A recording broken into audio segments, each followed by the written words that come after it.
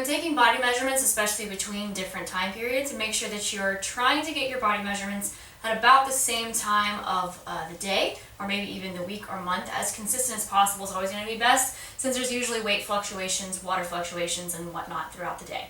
Start off by taking your weight. Try to wear minimal clothing if you're at home, no socks, no shoes. Hop on the scale, record it as close as you can.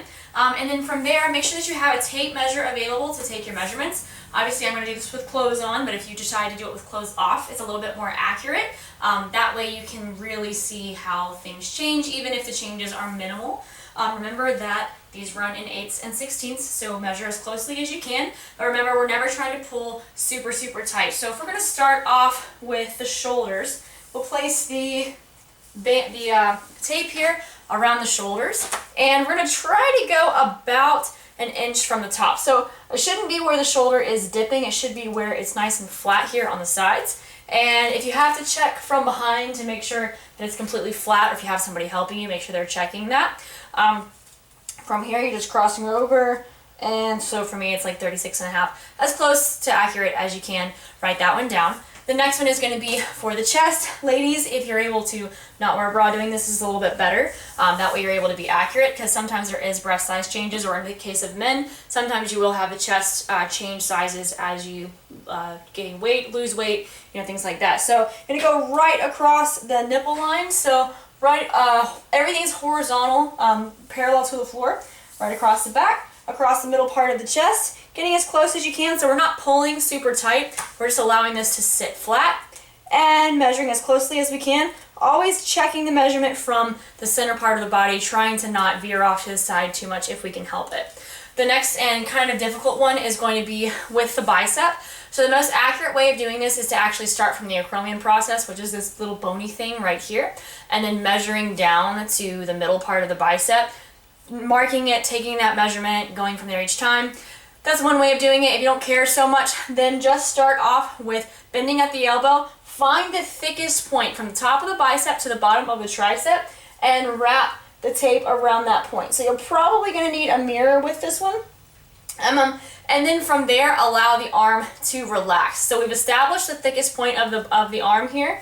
We've wrapped the tape around, but we're not going to keep this flex position. Just relax the arm. Once again, going from that middle point and recording that as closely as possible. You can do both arms if you'd like, especially if you're looking for symmetry in your work, or if you have a specific arm thing, you can do both sides, write them both down. The next one is going to be the waist. So in this case, same thing. You want to make sure that your shirt is out of the way, going across the middle part of the body. So there's a couple of ways you can do this, but let's go ahead and stick with going across the belly button. So right across the belly button, that way it's easier to make sure we're on the same one each time. No thumbs underneath like I just had mine. Try to keep your thumb out from underneath your body.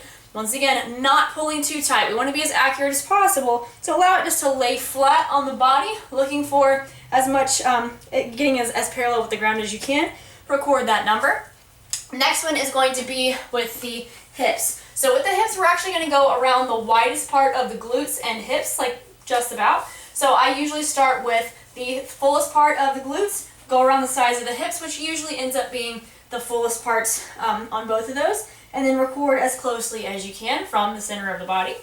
Last major point is going to be with the thighs. This one does get kind of tricky, so I always suggest measuring with this. The easiest way to do this one, just for accuracy, is to measure 6 inches from the top of the patella. So find the top of your kneecap, place the bottom of your measuring tape right down the top of the kneecap, measure up 6 inches. From there, all you have to do is rotate the tape around and wrap around the leg. So making sure that's parallel with the floor. Once again, no pants if you can help it, and record that measurement. You can do both sides, and then once again, if you're looking for symmetry, you can always add in the calves, but with the calves, you'll go through the same thing, looking at the thickest point of the calves, just like with the biceps, but we can worry about that kind of thing later. So make sure you write all those down, and remember, it's not the end-all be-all. We're just trying to get as many measurements as we can. That way we can monitor progress in a lot of different ways.